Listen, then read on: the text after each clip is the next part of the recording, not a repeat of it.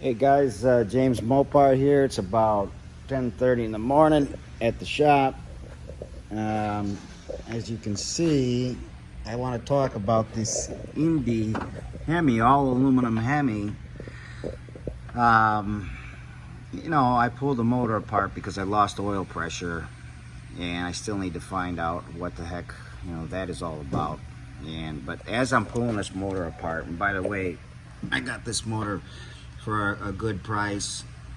The guy that I bought it off of, his name was Jim Shantz. He had it sitting in his kitchen for about 8 months, and he spun it over every month, he said. And I was like, okay. So anyways, he paid about $38,000 for this motor.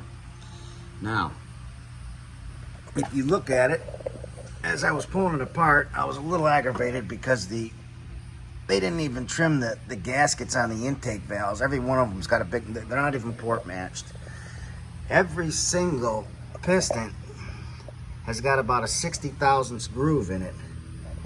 That the actual valve was hitting the piston, and it's not a little groove, So when you do a compression test on this motor and you find out that you have a 60 thousandths, groove in the pistons, you're thinking, wow. So the exhaust valves were all probably slightly bent. I need to take them all out and check them. It does have a really big cam in it. I think it's 310 degrees duration at 50, right around there on the exhaust. 0.800 lift. It's right around there. I'd have to look at the card, but anyways, that's why my cylinders, I did a compression test, and the cylinders were varying from 220 to 260, between the cylinders, which threw me off a little bit. And anyways, I got this far and pulled it apart, and that's what I found. So thank you, Kenny, at Indy.